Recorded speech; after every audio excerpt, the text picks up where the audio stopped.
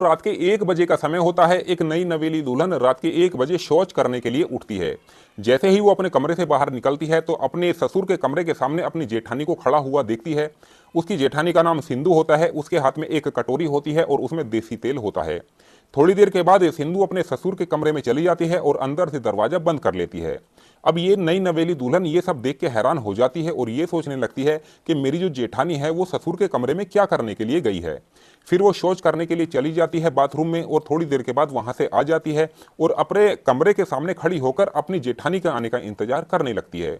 लगभग 1 घंटे का समय गुजर जाता है। 1 घंटे के बाद उसके ससुर का दरवाजा खुलता है और वहां से जो उसकी जेठानी होती है वो बाहर निकलती है, लेकिन वो लंगड़ा लंगड़ा के चल रही थी। उसके पैर लड़खड़ा रहे थे, वो सही ढंग से चल भी नहीं पा रही थी।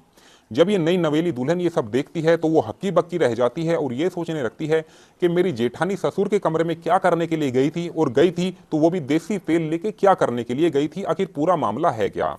अब वो इस राज का पता लगाने के लिए लग जाती है और यही सोचती है कि इस राज का वो पता लगाकर ही रहेगी।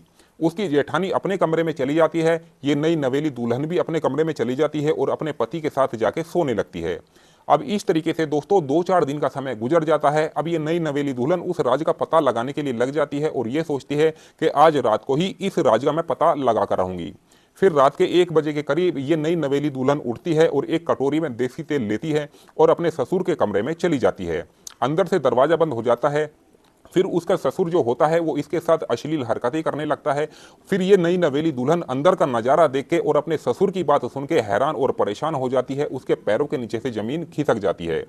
जी हाँ दोस्तों, जब इसके बारे में आप जानोगे तो आप भी हैरान और परेशान हो जाओगे, आप भी दंग रह जाओगे, आपके होश उड़ जाएंगे और ये सोचने पर मजबूर हो जाओगे कि आखिर ये हुआ तो कैसे हुआ। इसीलिए इस कहानी में आप अंत तक बने रहिएगा, क्योंकि इस कहानी से आपको एक बहुत बड़ी सीख मिलने वाली है। बाकी हमारी आप लोगों से एक छोटी सी रिक्वेस्ट है, अगर अभी तक आपने हमारे चैनल को सब्सक्राइब नहीं किया है तो चैनल को सब्सक्राइब कर लीजिएगा और वीडियो को लाइक कर दीजिएगा।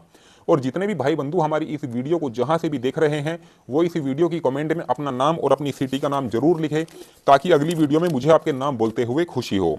और पिछली वीडियो में जिन लोगों ने कमेंट किया था तो उनके नामों की लिस्ट हमारे पास आ चुकी है।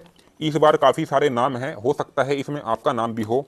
तो वीडियो के लास्ट में एक एक करके सभी के नाम बोलूंगा, तो बस आप वीडियो के अंत तक बने रहिएगा और इस कहानी की सच्चाई को जानिएगा कि आखिर पूरा मामला है क्या। दरअसल दोस्तों ये सच्ची कहानी उत्तर प्रदेश के जौनपुर शहर की है। जौनपुर शहर के एक गांव में एक परिवार रहता था। परिवार में सुभाष नाम का व्यक्ति होता है। इसकी उम्र 50 साल की करीब थी। सुभाष खेती किसानी करता था और उसी से अपने परिवार का पालन पोषण किया करता था। सुभाष की पत्नी का 2 साल पहले ही एक बीमारी के चलते देहांत हो जाता है। सुभाष के 2 बेटे होते हैं। बड़े बेटे का नाम सुरेंद्र होता है और छोटे बेटे का नाम प्रमोद होता है। बड़ा बेटा सुरेंद्र सऊदी अरब में रह के एक कंपनी में जॉब करता था और अपने घर बहुत कम आया करता था।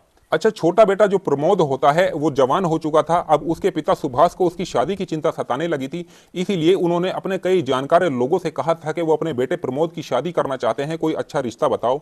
1 महीने के बाद एक व्यक्ति एक रिश्ता लेके आता है। उस लड़की का नाम रीना होता है। रीना की उम्र भी ज्यादा नहीं थी। वो देखने में इतनी खूबसूरत थी कि अगर कोई भी इंसान उसे देखे तो एक ही नजर में पसंद कर ले। अब सुभाष रीना को देखने के लिए उसके घर पे पहुंच जाता है और जब रीना को देखता है तो एक ही नजर में पसंद कर लेता है। फिर 5,000 रुपए निकालता है और रीना के हाथ पे रख देता है और उससे कहता है कि आज से तुम हमारी बहू हो। फिर प्रमोद का और रीना का रिश्ता पक्का हो जाता है और 6 महीने के बाद इन दोनों की शादी होती है। 6 महीने के बाद प्रमोद दूल्हा बनता है और बारात लेकर रीना के घर पे पहुंच जाता है और रीना को अपनी दुल्हन बना के घर लेके आ जाता है। दोस्तों फिर रीना को उसके कमरे में बैठा दिया जाता है और रात के 11 बजे के करीब प्रमोद अपनी पत्नी रीना के कमरे में आता है और उसके पास आके बैठ जाता है और उसका जब घूंघट उठाता है तो उसे देखता है तो खुश हो जाता है। उसका खुशी का कोई ठिकाना नहीं होता है और ये सोचने लगता है कि उसने अपनी जिंदगी में इतनी खूबसूरत लड़की नहीं देखी है। फिर वो 1 घंटे तक रीना से बातचीत करता है और थोड़ी देर के बाद अपने कपड़े उतारता है और रीना के कपड़े भी उतारता है। फिर ये दोनों निर्वस्त्र हो जाते हैं और थोड़ी देर के बाद ये सुहागरात मनाने लगते हैं। अच्छा, प्रमोद रीना के साथ इतने जोरदार तरीके से सुहागरात मनाता है कि वो उसकी चीखें निकाल देता है। इन दोनों की आवाजें रूम से बाहर तक जा रही थी। लगभग 2-3 घंटे तक ये एक दूसरे के साथ सुहागरात मनाते हैं और जब थक जाते हैं तो फिर सो जाते हैं। फिर अगले दिन जब सुबह होती है तो जो शादी में मेहमान आए हुए थे वो अपने अपने घर जाने लगते हैं। फिर दोपहर का खाना पीना खाते हैं और इस तरीके से शाम हो जाती है। अब रात के 10 बजे के करीब रीना अपने पति प्रमोद का आने का इंतजार करने लगती है। रात के 10 बजे के करीब प्रमोद भी अपनी पत्नी रीना के कमरे में जाता है है और उससे बातचीत करने लगता है और फिर उसके साथ संबंध बनाने लगता है। फिर भी इतने जोरदार तरीके से संबंध बनाता है कि इन दोनों की सिसकारियों की आवाज़ें पूरे रूम में गूंज रही थी।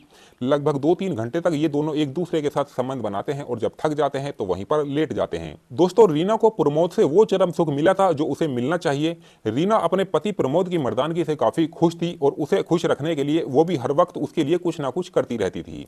अब इस तरीके से दोस्तों 10 दिन का समय गुजर जाता है। 10 दिन के बाद एक दिन रात का समय होता है। रात के 1 बजे के करीब रीना शौच करने के लिए उठती है। जैसे ही वो अपने कमरे से बाहर निकलती है तो देखती है कि उसके ससुर के कमरे के सामने उसकी जेठानी खड़ी हुई होती है। उसकी जेठानी का नाम सिंधु होता है। उसके हाथ में एक कटोरी होती है और उसमें